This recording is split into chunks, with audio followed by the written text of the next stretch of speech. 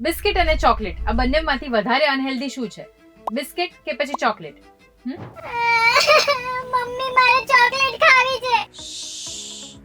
રોજ રોજ ચોકલેટ ના ખવાય બેટા, આપણે દાંત બગડી જાય. આપણે અઠવાડિયામાં એક જ વાર ખાવાની. લે, અરે મારું ડાયું બેટું, શક્તિ જોઈએ છે ને તારે?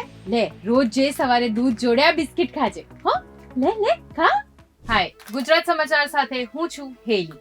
સો ઇટ ટોટલી ડિપેન્ડ્સ કે તમે શું વધારે કન્ઝ્યુમ કરી રહ્યા છો, એની અમાઉન્ટ શું છે. યુઝ્યુઅલી જ્યારે બાળકો આપણી પાસે ચોકલેટ માંગે તો આપણે ના પાડી દઈએ કે ના, ચોકલેટ રોજ રોજ ના ખવાય. પણ બિસ્કિટ આપણે હોશે હોશે આપીએ છીએ. લે બેટા, દૂધ સાથે સવારે 2 ખાજે, સાંજે ભૂખ લાગે તો દૂધ ચા સાથે ફરીથી 2 આપીએ છીએ, રાઈટ? અને આપણને પણ જ્યારે ભૂખ લાગે તો આપણે પણ 4-5 બિસ્કિટ તો એમને ખાઈ જતા હોઈએ છીએ. સો ઓન એન એવરેજ જો આપણે રોજના 4 બિસ્કિટ પણ ગણીએ તો તમે મહિને 120 બિસ્કિટ ખાઈ રહ્યા છો. એની સામે ચોકલેટ કેટલી ખાવ છો? 1 કાં તો 2, રાઈટ? બિસ્કિટ્સ અને ચોકલેટ્સ બનાવવામાં મોસ્ટલી 3 ઇન્ગ્રેડિયન્ટ્સનો યુઝ થતો હોય છે. એક છે મેંદો, શુગર અને પામ ઓઇલ.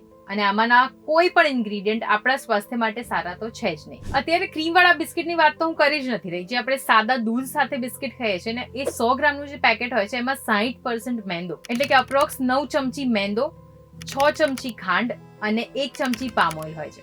જ્યારે એક નાની 50 ગ્રામની જે ચોકલેટ હોય છે એમાં 28% ખાંડ, એટલે અપ્રોક્સ 7 ચમચી ખાંડ એમાં હોય છે. And according to American heart association, એક દિવસમાં મેલે 9 ચમચીથી વધારે ખાંડ ના ખાવી જોઈએ અને એક ફિમેલે 6 ચમચીથી વધારે ખાંડ ન ખાવી જોઈએ. તો જો આપણે એક આખું પેકેટ બિસ્કિટ અથવા તો એક આખી ચોકલેટ ખાઈ લઈએ છીએ તો આપણા બોડીને જેટલા શુગર ઇન્ટેકની જરૂર હોય છે એ તો એ જ એક પેકેટમાં કમ્પ્લીટ થઈ જાય છે, રાઈટ?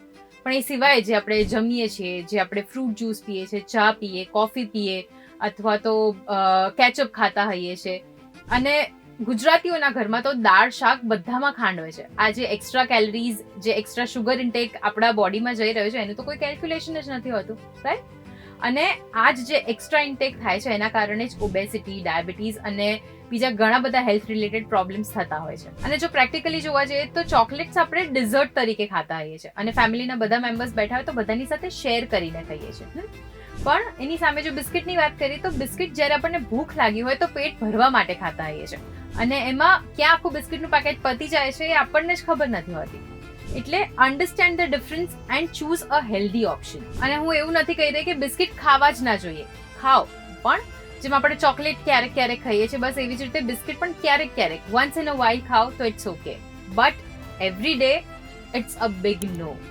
સો આ જે વિડીયો છે તમારા એ બધા ફ્રેન્ડ્સની સાથે શેર કરો, એ બધા ફેમિલી મેમ્બર્સની સાથે શેર કરો જે લોકો ક્યારે પણ મન થાય, ક્યારે પણ ભૂખ લાગી હોય, ના લાગી હોય ત્યારે ચોકલેટ બિસ્કિટ ખાતા જ હોય છે.